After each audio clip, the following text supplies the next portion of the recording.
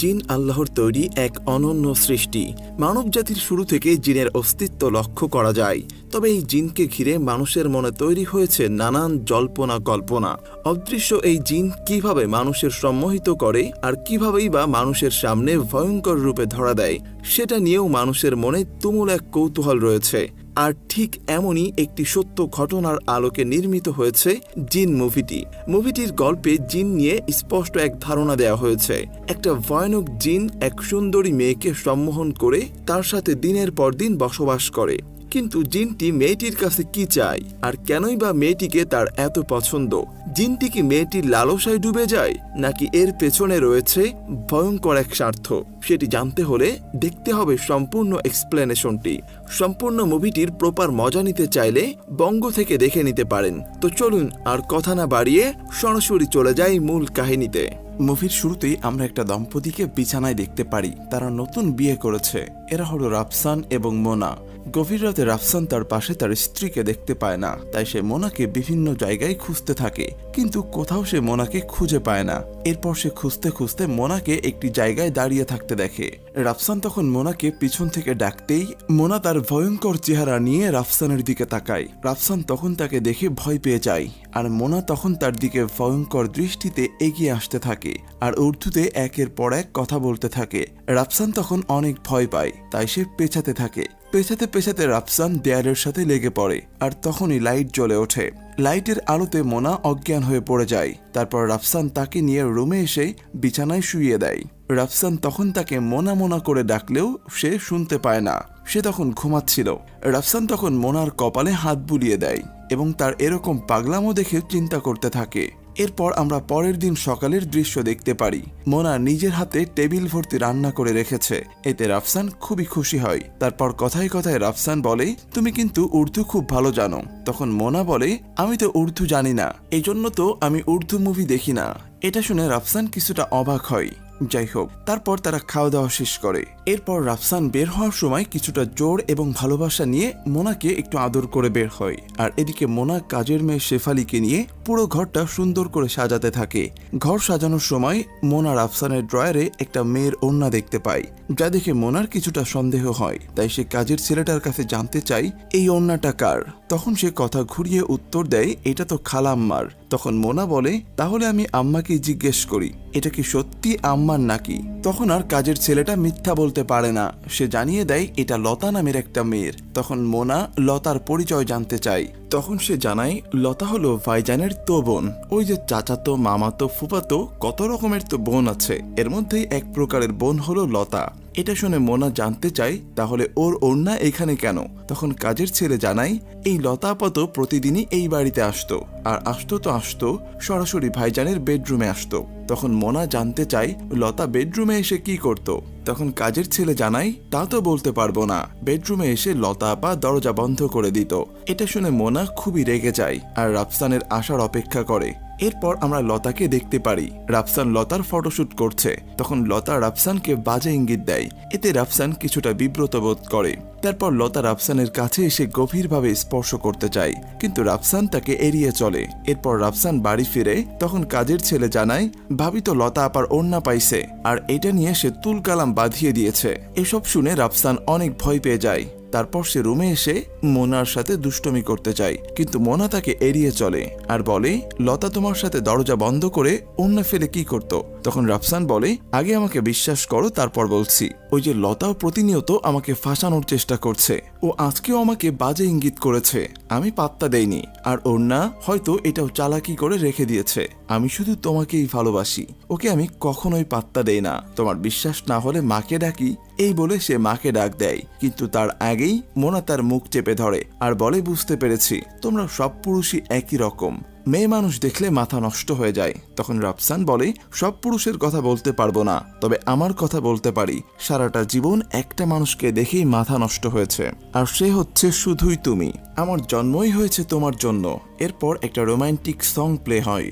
পরের দৃশ্যে আমরা আবারও রাতের দৃশ্য দেখি। কি যেন এক অদ্ভুত আলো রাফসানের ঘরে আসে। আর মোনা ভয়ঙ্কর চোখ নিয়ে বিছানা থেকে ওঠে। রাফসানও উঠে পড়ে আর মোনা সিঁড়ি দিয়ে নিচে নেমে আসে, আর রাফসানও তাকে ফলো করতে করতে নিচের দিকে নেমে আসে।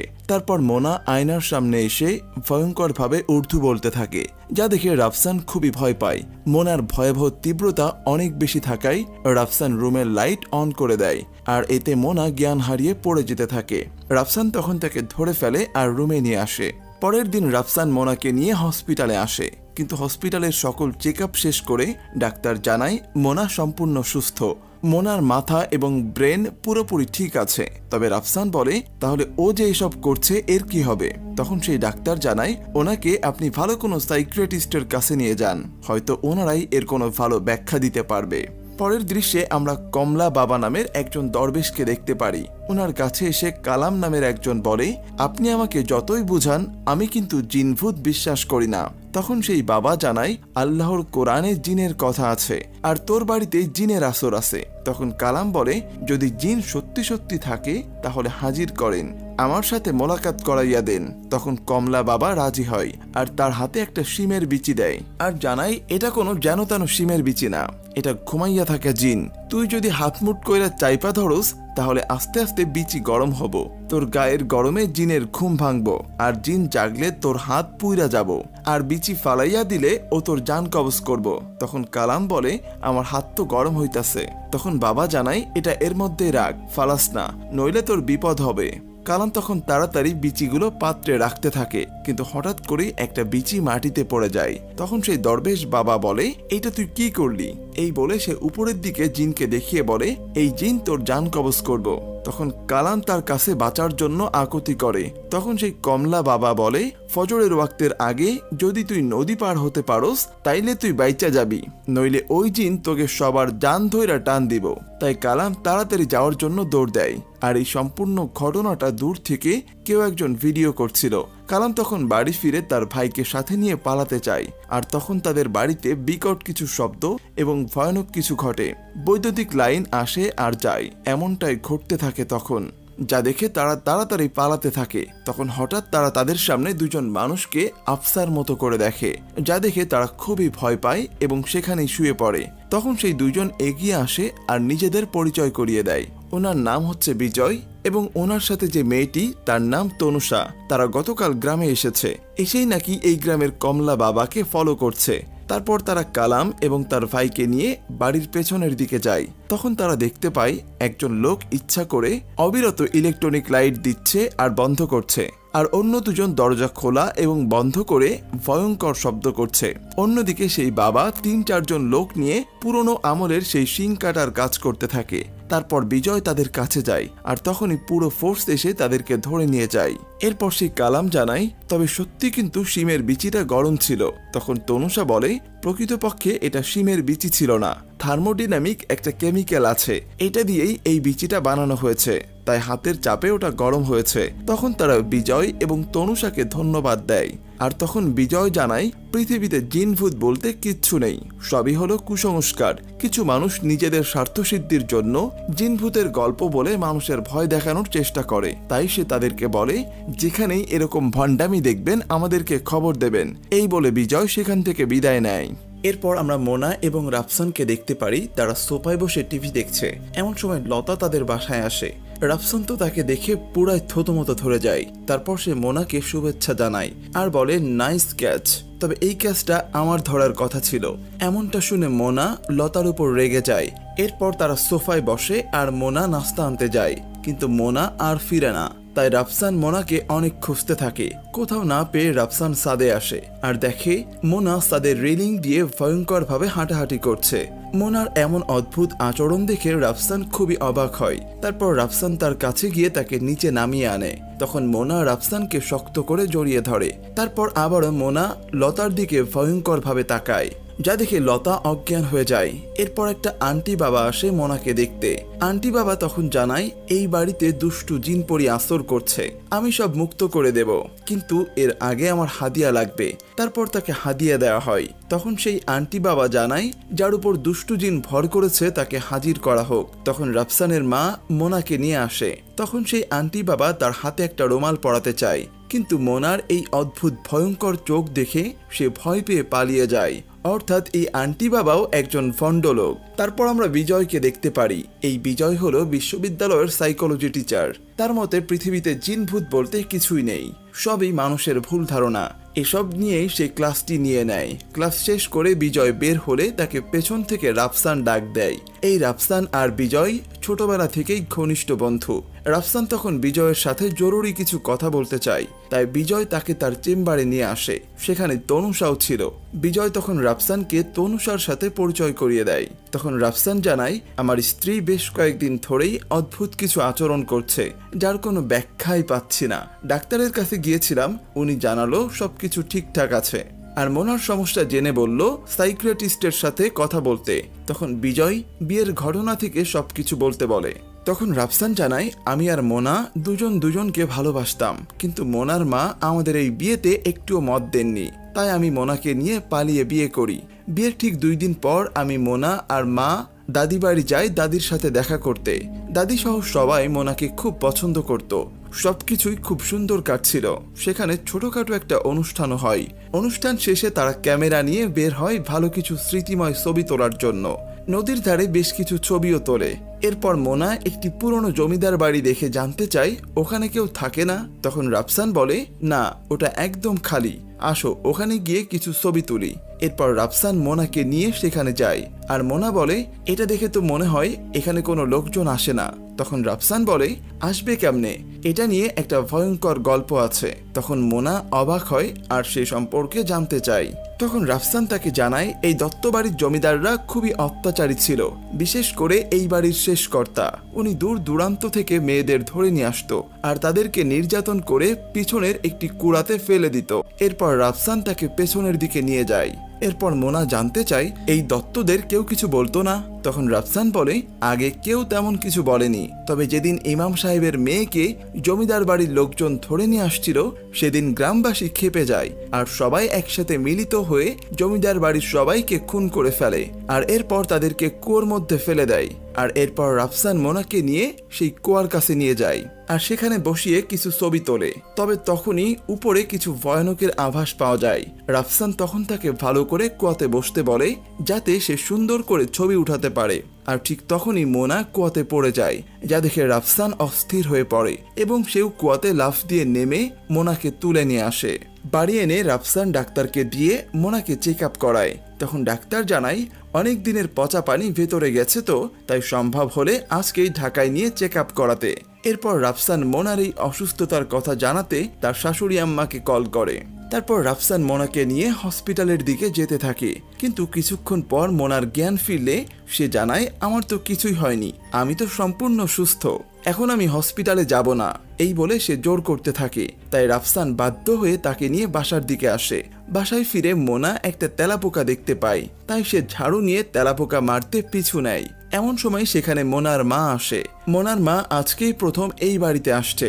সে মূলত মোনার উপর এতদিন রেগে ছিল, কিন্তু আজকে রাফসানের কল পেয়ে এবং মেয়ের অসুস্থতার কথা জেনে সে ছুটে এসেছে।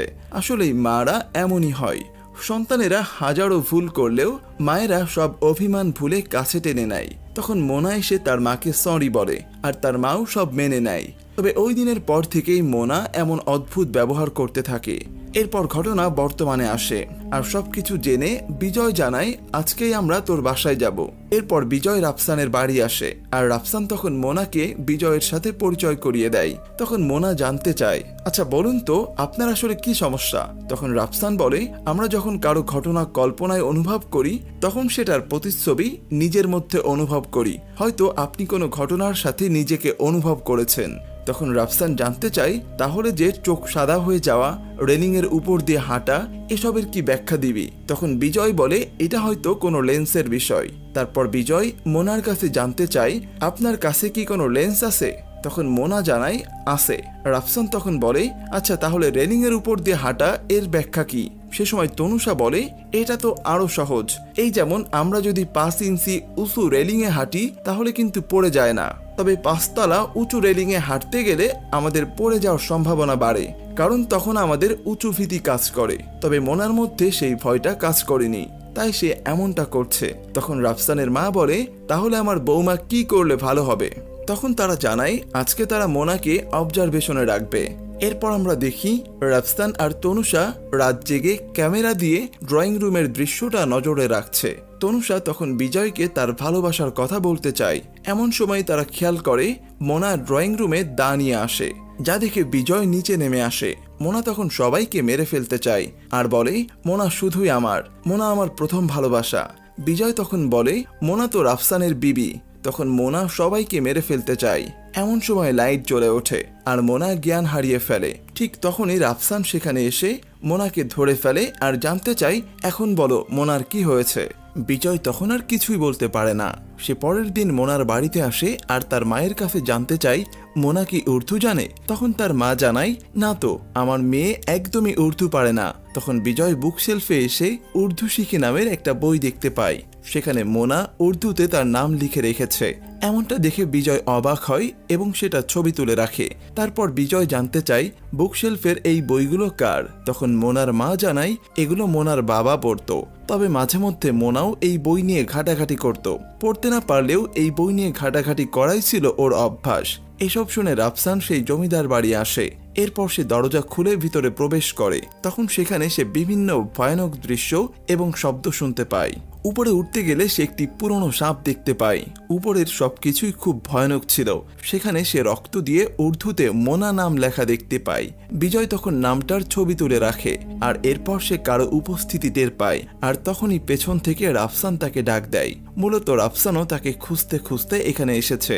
এরপর রাফসান বিজয়কে নিয়ে দাদির বাড়ি আসে আর খেতে বসলে বিজয় জানতে চায় আচ্ছা এই জমিদার বাড়িতে মোনা নামের কেউ কি ছিল। তখন তার দাদি বলে মির্জাপুরে যারা থাকে তারা কারো নাম মুখেও আনে না। দত্তবাড়ির শেষ কর্তা যে ইমামের মেয়েকে তুলে নিয়েছিল তার নামই হচ্ছে মোনা। তারা ওই মেয়েকে নির্যাতন করে মেরে ফেলেছিল আর তারপর গ্রামবাসী ক্ষেপে গিয়ে জমিদার বাড়ি নিঃশেষ করে দিয়েছে। এরপর বিজয় জানতে চাই এই ঘটনাটা কি মোনা জানতো। তখন রাফসান বলে আমি বলেছিলাম। এরপর বিজয় মোনাকে বলে আপনি হয়তো এই ঘটনাটা শোনার পর নিজেই নিজেকে ইমামের মেয়ে ভাবতে শুরু করেছেন আর তাই হয়তো আপনি জমিদারকে মারার জন্য দা নিয়ে বের হন। কিন্তু রাফসান সেটা বিশ্বাস করতে চায় না। তখন বিজয় বলে আমাদের ভাবির অচেতন মন সত্যি উর্দু লিখতে ও পড়তে পারে, কারণ তার বুকশেলফের এসব উর্দু শিখি বইয়ে সে অসংখ্যবার নিজের নাম উর্দুতে লিখেছে। তখন সে সেটার প্রমাণও দেয়। রাফসান তখন জানতে চাই তাহলে যে ও বিভিন্ন সময় পুরুষের কণ্ঠে কথা বলে সেটার কি ব্যাখ্যা দিবি। তখন বিজয় জানায় আমরা যদি খালি গলায় কথা না বলে ভেতর থেকে কথা বলি তাহলেই কিন্তু কণ্ঠটা ভারী হয়। এমনই কিছু যুক্তি দিয়ে বিষয়টার সমাধান দিতে চায় বিজয়। তখন মোনা বলে আমি এই সব কিছু থেকে পুরোপুরি মুক্তি চাই। তখন তনুষা বলে আপনারা তাহলে হানিমুনে যান। রাফসান তখন রাজি হয় আর তাদের সাথে তখন বিজয় ও তনুষাও আসে। এরপর আমরা রিসোর্টের দৃশ্য দেখতে পারি। সেখানে গভীর রাত্রিতে মোনা ভয়ঙ্কর হয়ে ওঠে আর রাফসানের ঘুম ভাঙলে সে মোনাকে উপরে দেখতে পায়। মোনা তখন রাফসানের উপরে উঠে বসে আর মোনাকে তালাক দিতে বলে, কিন্তু রাফসান রাজি হয় না।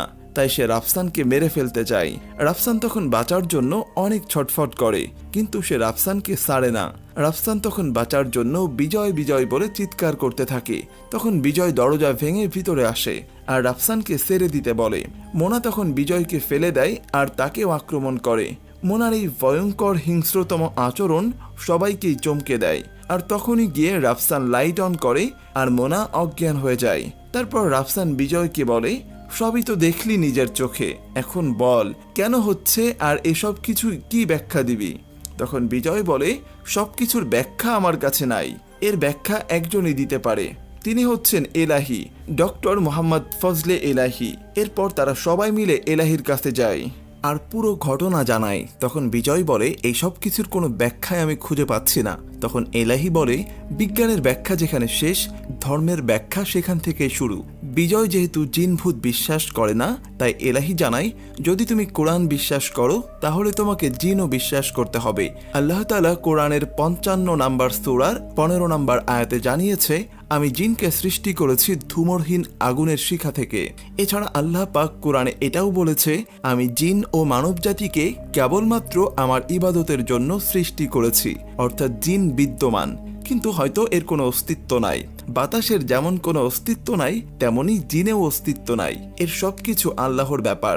মানুষ যেমন জিনকে দেখতে পারে না, তেমনি জিনও কাল হাসরের ময়দানে মানুষকে দেখতে পারবে না।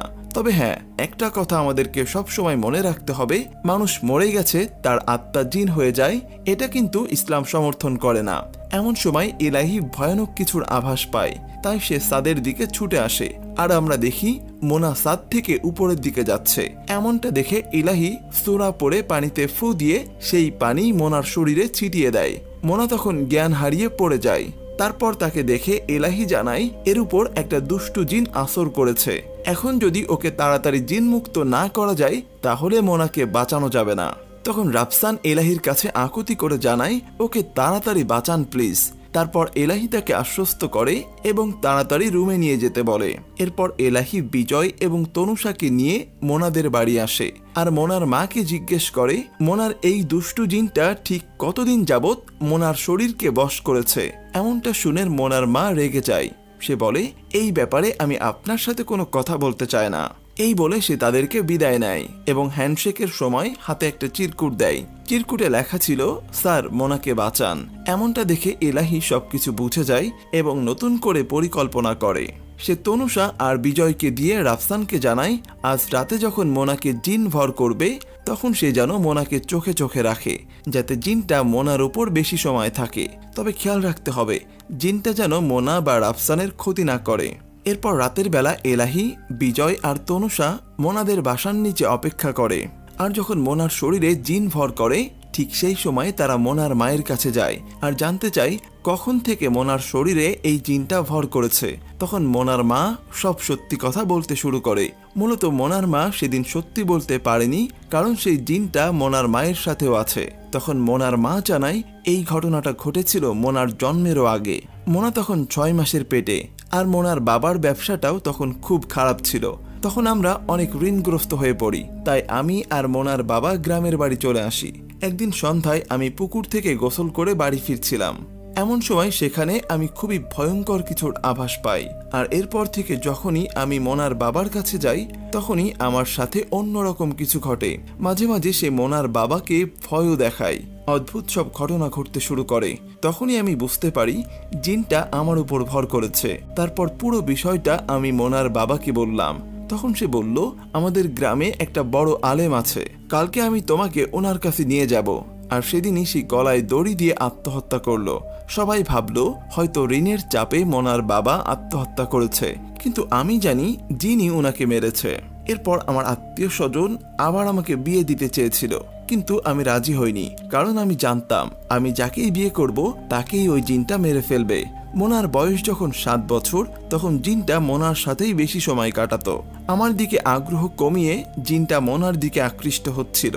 আমি মোনাকে বাঁচানোর জন্য অস্থির হয়ে পড়ি। আমি সবসময় ওর সাথে থাকতাম, ওর সাথেই ঘুমাতাম। ও স্কুল কলেজে গেলে সবসময় আমি বাইরে বসে থাকতাম। আর একদিন যখন মোনা ফটোশুটে যায় তখন তার সাথে রাফসানের পরিচয় হয়। তারপর থেকে তারা সবসময় কথা বলতো। আমি এটা একদমই সহ্য করতাম না, তাই আমি মোনাকে পরিষ্কার জানিয়ে দিই রাফসানের সাথে কথা না বলার জন্য। তখন রাফসান আমার কাছে আসলে আমি ওকেও ফিরিয়ে দিই। এরপর রাফসান আর মোনা পালিয়ে বিয়ে করে। এরপর ওরা আমাকে ফোন করলেও আমি যাইনি, কারণ সেখানে গেলে হয়তো জিনটা মোনার ঠিকানা পেয়ে যাবে। আর তারপরই একদিন রাফসান আমাকে এসব বলল, আর তখনই বুঝলাম হয়তো আবারও জিনটা মোনাকে পেয়ে গেছে।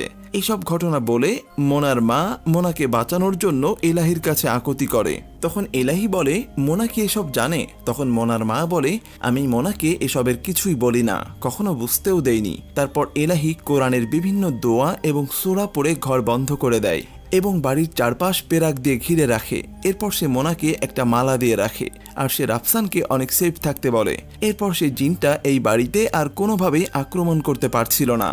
পরের সিনে আমরা দেখি মোনার ফোনে তার মায়ের কল আসে। তার মা তখন তাকে জানায় রাফসান আর লতার মধ্যে নাকি গভীর সম্পর্ক, সারাদিন নাকি ওরা স্টুডিওতে প্রেম করে বেড়ায়। রাফসান তোকে ঠকাচ্ছে, কিন্তু মোনা এসব বিশ্বাস করতে চায় না। তাই তখন তার মা বলে তুই এত বোকা হলি কেমনে? তোর স্বামী অন্য মেয়ের সাথে এসব করছে আর তুই বিশ্বাস করছিস না? ও কি তোকে তাবিজ করেছে? তখন মোনা বলে কিন্তু এসব তো আমার অসুস্থতার জন্য। কিন্তু তার মা বলে আমি তোকে 19 বছর আগে পেটে ধরেছি, আমি তোর ভালো চাই, তুই ওই তাবিজটা খুলে ফেল, দেখবি তুই ভালো হয়ে যাবি, আর রাফসানের মুখোশও খুলতে পারবি।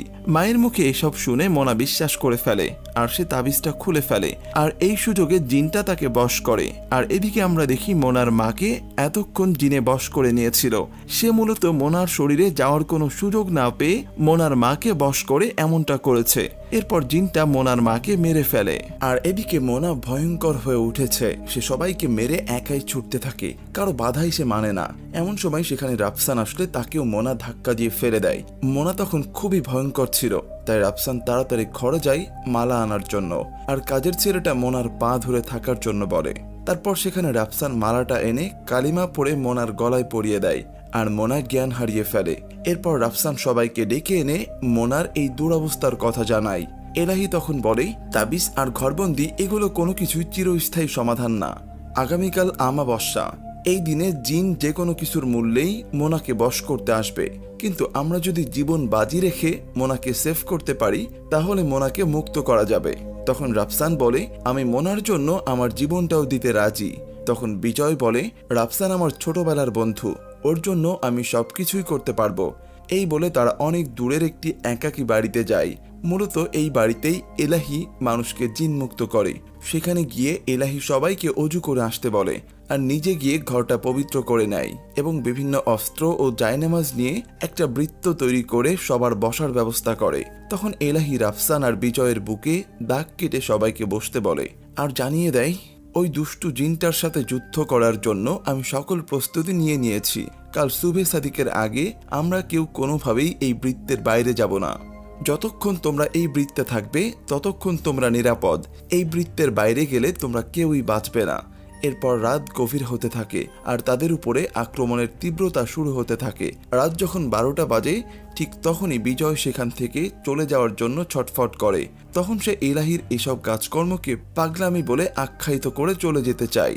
এলাহি তখন তসবি পড়ে বিজয়ের মাথায় স্পর্শ করে, আর এতে বিজয়ের জ্ঞান ফিরে। সে তখন বুঝতেই পারে না সে সেখান থেকে কখন উঠেছে। মূলত জিনটাই তার শয়তানি শুরু করে দিয়েছে। এরপর সেখানে ক্ষত বিক্ষত হয়ে মোনার মা আসে আর মোনাকে ডাক দেয় আর বলে, মোনা, আমি মরিনি, তুই আমার কাছে আয়, তোকে খুব জড়িয়ে ধরতে ইচ্ছা করছে। মায়ের নেশায় মোনাও তার মায়ের কাছে যাওয়ার জন্য ছটফট করে, কিন্তু সবাই মিলে মোনাকে আটকায়। আর তখন মোনার মায়ের রূপধারী জিন সামনে এগোতে থাকে, কিন্তু সে বৃত্তের উপর আসতেই পুরো ছারখার হয়ে যায়। এরপর ধীরে ধীরে মোনা স্বাভাবিক হয়। তারপর পুরো ঘরে ভয়ঙ্কর প্রাণীর আবির্ভাব ঘটে। বিভিন্ন পোকা চারিদিক থেকে তাদেরকে ঘিরে ফেলে। তখন এলাহি সবাইকে সুরমা হাতে নিতে বলে, আর সেই সুরমা দিয়ে ফু দিয়ে সব পোকাকে নিরুদ্দেশ করে ফেলে। কিন্তু এরপর ঘটে ভিন্ন আচরণ। তনুষা ভয়ঙ্কর ভাবে হাসতে থাকে। তনুষার এই ভয়ঙ্কর হাসির তীব্রতা খুব ভয়ানক ছিল, যা দেখে সবাই খুব ভয় পায়। তারপর এলাহি তসবি নিয়ে তনুষার হাত বেঁধে দেয়, এতে তনুষা ঠিক হয়ে যায়। এরপর রাফসানের মা রাফসানকে ডাকতে থাকে আর দরজা খুলতে বলে।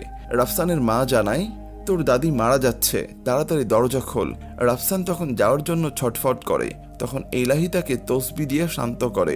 এরপর একটা ভয়ঙ্কর প্রাণী এসে এলাহিকে কিছু একটা বলে চলে যায়। এরপর এলাহি নিজেই কেমন যেন একটা পরিবর্তন হয়ে যায়।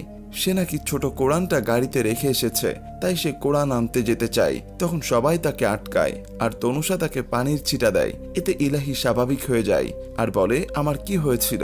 তখন বিজয় বলে, আপনি কোরআন আনার জন্য যেতে চেয়েছিলেন। তখন সে জানায়, তোমরা খুব ভালো কাজ করেছো, কোরআন আমি কেন আনতে যাব? কোরআন তো আমার বুকেই রয়েছে। এরপর ধীরে ধীরে জিনটা সেখানে বিভিন্ন প্রাণীর রূপ ধরে এসে আক্রমণ করার চেষ্টা করে, কিন্তু এলাহি বিভিন্ন দোয়া কালামের মাধ্যমে তাকে প্রতিহত করে। এরপর সেখানে বৃষ্টি শুরু হয় আর দরজার তল দিয়ে সাদা ধোঁয়া আসে, যা দেখে এলাহি খুবই ভয় পায়। তখন বাকিরা জানতে চায়, স্যার কি হয়েছে? তখন এলাহি বলে, জিনটা জিনের সর্দার আজাজিলকে সাথে নিয়ে এসেছে। এখন জিনটা আমাদের 5 জনেরই জান কবজ করে নিয়ে যাবে, নইলে জিনটা মারা যাবে। আর এখন আমাদের কোনো বাধাই কাজে লাগবে না, তোমরা আল্লাহর নাম নিতে থাকো। তখন এলাহি ইয়াসিন সূরা পাঠ করতে থাকে। আজাজিলের আগমনের কারণে উপরের টিনে ফাটল ধরে আর সেখান দিয়ে পানির ফোঁটা সেই বৃত্তে পড়ে। পুরো বৃত্ত নিরুদ্দেশ হয়ে যায় আর সেই জিনটা সেই সুযোগে এলাহিকে আক্রমণ করে। তখন সেই জিনটা এলাহিকে মেরে ফেলতে চায়। রাফসান আর বিজয় তখন তার 2 পা ধরে ফেলে, কিন্তু সেই ঘোড়া রূপের জিনটা তাদেরকে ছিটকে ফেলে দেয়। এরপর জিনটা মোনাকে আবারও কাছে নিতে চায়, তখন এলাহি রাফসান আর বিজয়কে জামা খুলতে বলে। এরপর এলাহি তাদের দুজনকে 2টা অস্ত্র দেয় আর রাফসানকে শিং কেটে দিতে বলে। তারপর রাফসান সেই ঘোড়া শিং কেটে দেয় আর বিজয় তার বুকে আঘাত করে মেরে ফেলে। এতে জিনটা নিরুদ্দেশ হয়ে যায়। এলাহি তখন কনফার্ম করে, মোনা তুমি এখন সম্পূর্ণ বিপদমুক্ত। সবাই তখন অনেক খুশি হয় এবং হাসি মুখে সেখান থেকে বিদায় নেয়। সবার মধ্যে অন্য এক রকম আনন্দ লাগছিল। অনেক কষ্টে তারা জিনমুক্ত হলো, কিন্তু এই আনন্দটা চিরস্থায়ী নয়। গাড়িতে ওঠার পর আমরা বুঝতে পারি জিনটা হয়তো তনুষাকে ভর করেছে। আর এখানেই কাহিনীটা অসমাপ্ত রেখে মুভিটি শেষ হয়। মুভিটি আপনাদের কাছে কেমন লাগলো সেটা অবশ্যই কমেন্ট করে জানিয়ে দিবেন। আর মুভিটির গল্পের সাথে যদি আপনাদের বাস্তব জীবনের কোনো মিল থাকে সেটিও জানিয়ে দিতে পারেন আমাদের কমেন্ট বক্সে। এত লম্বা সময় আমাদের সাথে থাকার জন্য অসংখ্য ধন্যবাদ। আমাদের এক্সপ্লেনেশনটি ভালো লাগলে ভিডিওটিতে একটি লাইক দিতে ভুলবেন না। দেখা হচ্ছে পরের কোনো ভিডিওতে। ততক্ষণ সবাই ভালো থাকবেন, সুস্থ থাকবেন এবং পরবর্তী মুভির এক্সপ্লেনেশন পাওয়ার জন্য অবশ্যই চ্যানেলটি সাবস্ক্রাইব করে রাখবেন। আল্লাহ হাফেজ।